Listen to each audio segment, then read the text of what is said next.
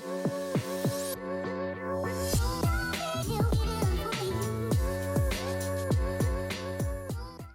My people, welcome back to our channel slay with Jerry. നമ്മൾ കഴിഞ്ഞ വീഡിയോയിൽ പറഞ്ഞതുപോലെ കാനഡയിലെ 1000 ഐലൻഡ്സ് എക്സ്പ്ലോർ ചെയ്യുക എന്നതാണ് ഈ വീഡിയോൻ്റെ ഹൈലൈറ്റ്. നമ്മളിപ്പോൾ ഉള്ളത് കിങ്സ്റ്റൺ എന്ന് പറയുന്ന സിറ്റിയിലാണ്. കാനഡയുടെ ആദ്യത്തെ ക്യാപിറ്റലും ചരിത്രപരമായിട്ട് ഒരുപാട് ഇമ്പോർട്ടൻസ് ഉള്ള സ്ഥലമാണ് കിങ്സ്റ്റൺ. അതുകൊണ്ട് തന്നെ ലൈംസ്റ്റോൺ സിറ്റി എന്നും ഇതറിയപ്പെടുന്നു. ഇവിടുത്തെ ഒരു മെയിൻ ഹൈലൈറ്റ് ആണ് സെയിൻറ്റ് ലോറൻസ് റിവർ. ആ റിവറും അതിനെ ചുറ്റിപ്പറ്റിയുള്ള കുറച്ച് ചരിത്രങ്ങളും നമ്മൾ നമ്മുടെ കഴിഞ്ഞ വീഡിയോയിൽ പ്രസന്റ് ചെയ്തിട്ടുണ്ടായിരുന്നു. അപ്പോൾ അത് കാണാത്ത ആരെങ്കിലും ഉണ്ടെങ്കിൽ തീർച്ചയായിട്ടും ചെക്കൗട്ട് ചെയ്ത് നോക്കണേ.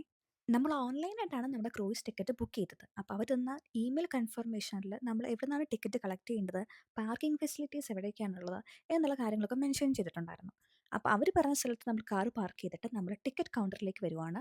വാട്ടർ ഫ്രണ്ട് എന്ന് എഴുതിയ ഈ സ്ഥലത്താണ് നമ്മൾ ടിക്കറ്റ് നമ്മൾ ഫിസിക്കലി വന്ന് കളക്ട് ചെയ്യേണ്ടത്. അവിടെ ചെല്ലുക, നമ്മുടെ ഇമെയിൽ കൺഫർമേഷൻ അവർക്ക് കാണിച്ചു കൊടുക്കുക. അവരത് വെരിഫൈ ചെയ്തിട്ട് നമുക്ക് ടിക്കറ്റ് തരും. അവിടെ അതല്ലാണ്ട് നിങ്ങൾക്ക് എന്തെങ്കിലും ഗിഫ്റ്റും സംഭവങ്ങളൊക്കെ മേടിക്കണമെങ്കിൽ അതിനുള്ള ഫെസിലിറ്റീസും ഉണ്ട്.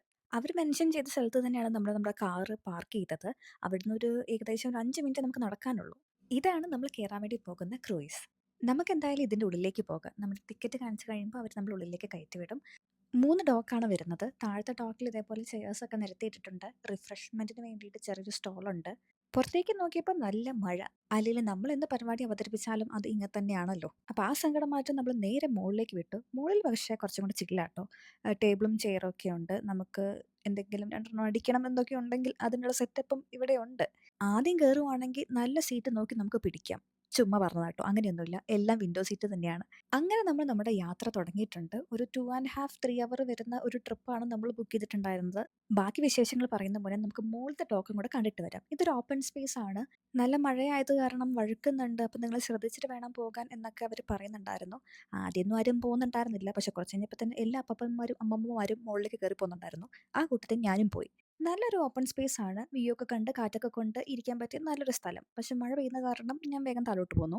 ക്രൂയിസിൽ കയറണം ഇഷ്ടമുള്ള ആൾക്കാരാണെങ്കിൽ നിങ്ങൾക്ക് ഇവിടെ വരുന്നത് 3 ഓപ്ഷൻസ് ആണ്. 1 മണിക്കൂറിൻ്റെ ഒരു ക്രൂയിസ് ട്രിപ്പ് ഉണ്ട്. അതേപോലെ 3 മണിക്കൂറിൻ്റെ ഉണ്ട്, 5 മണിക്കൂറിൻ്റെ ഉണ്ട്. നമ്മൾ സെലക്ട് ചെയ്തത് 3 മണിക്കൂറിൻ്റെ ട്രിപ്പാണ്. അതുപോലെ നിങ്ങൾ ഈ 5 മണിക്കൂറിൻ്റെ ട്രിപ്പ് ബുക്ക് ചെയ്യുവാണെങ്കിൽ അത് US വഴിയാണ് പോകുന്നത്.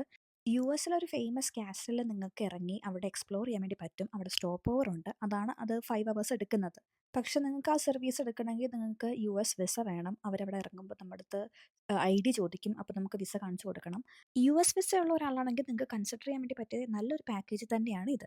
സത്യം പറഞ്ഞാൽ ആദ്യം കുറച്ച് ലാഗായിട്ട് ഫീൽ ചെയ്തെങ്കിലും കുറച്ച് കഴിഞ്ഞപ്പോഴത്തേനും സംഭവം അടിപൊളിയായിരുന്നു. ഓരോ കുഞ്ഞു കുഞ്ഞു ഐലൻഡുകളൊക്കെ കാണാൻ വേണ്ടി തുടങ്ങി. ആ ഐലൻഡിൽ വലിയ വീടും സംഭവങ്ങളൊക്കെ കാണാൻ വേണ്ടി തുടങ്ങി. അപ്പോൾ ഇതിൻ്റെ ഒപ്പം തന്നെ നമുക്കവിടെ കമൻട്രി പറയുന്ന ഒരു പുള്ളിക്കാരനുണ്ടായിരുന്നു. നമുക്ക് ഇവിടെ പോകുന്ന സമയത്ത് US കാണാൻ വേണ്ടി പറ്റും. അപ്പോൾ അങ്ങ് ദൂരെ നിങ്ങൾ ആദ്യം കണ്ട കുറേ ഐലൻഡൊക്കെ USൻ്റെ ഭാഗമായിട്ടുള്ള ഐലൻഡാണെന്ന് അവർ പറയുന്നുണ്ടായിരുന്നു. ഈവൻ ദോ നമ്മൾ ഇതിനെ 1000 ഐലൻഡ്സ് എന്ന് പറയുമെങ്കിലും ഇവിടെ ശരിക്കും 1000-ലധികം ഐലൻഡ്സ് ഉണ്ട്. കണക്ക് പ്രകാരം ഇപ്പോൾ ഇവിടെ 1864 ഐലൻഡ്സ് ഉണ്ട്. ഒരു ചെറിയ സ്പേസ്, അതിനകത്തൊരു വലിയ വീട്, അതിന് ചുറ്റും വെള്ളം, ഈ കാഴ്ചകളൊക്കെ കാണാൻ നല്ല ഭംഗിയുണ്ടായിരുന്നു. അതിലൊരു ഐലൻഡിലുള്ള വീട് അവർ ഐക്യയിൽ നിന്ന് കൊണ്ടുവന്ന് പ്ലേസ് ചെയ്തതാണ് എന്ന് അവർ പറയുന്നുണ്ടായിരുന്നു. അപ്പോൾ ആ കാഴ്ചകളൊക്കെ കാണാനായിട്ട് ഭയങ്കര ഇൻട്രസ്റ്റിംഗ് ആയിരുന്നു. കാനഡയിലുള്ള ആളാണെങ്കിൽ നിങ്ങൾ എന്തായാലും ഈ സ്ഥലം ഒന്ന് വിസിറ്റ് ചെയ്യണം. നിങ്ങളുടെ ഫ്രണ്ട്സോ മക്കളോ ആരെങ്കിലും കാനഡയിലുണ്ടെങ്കിൽ ഈ വീഡിയോ അവർക്ക് തീർച്ചയായിട്ടും അയച്ചു കൊടുക്കണം. Guys on the port side. The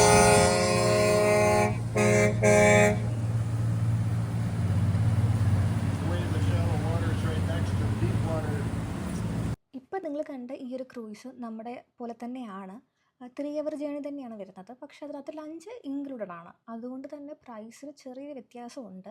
അതല്ലാണ്ട് വലിയ ഡിഫറൻസും കാര്യങ്ങളൊന്നുമില്ല. രണ്ടും സെയിം ടൈമിൽ തന്നെയാണ് സ്റ്റാർട്ട് ചെയ്തത്. ഇനി വരാൻ പോകുന്ന ഈ ഒരു വീടാണ് എനിക്ക് ഏറ്റവും കൂടുതൽ ഇഷ്ടപ്പെട്ടത്. കാണുമ്പോൾ ഈസ്തറ്റിക്കായിട്ടൊക്കെ നമുക്ക് തോന്നുന്ന രീതിയിൽ നല്ലൊരു വീടായിരുന്നു.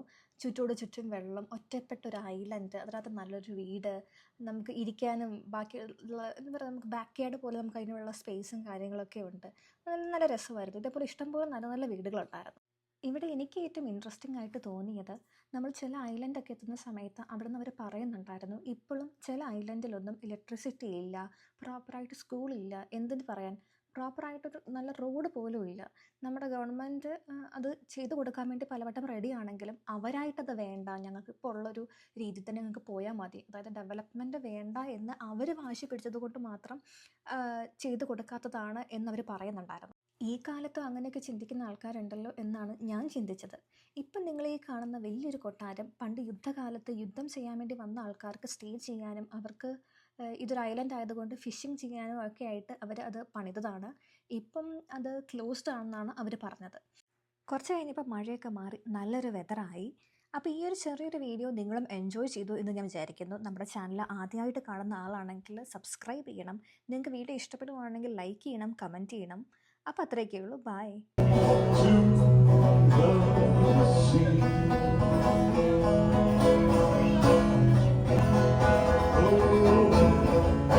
It's up to you now. If you sink or swim, keep the faith. Your ship will come in.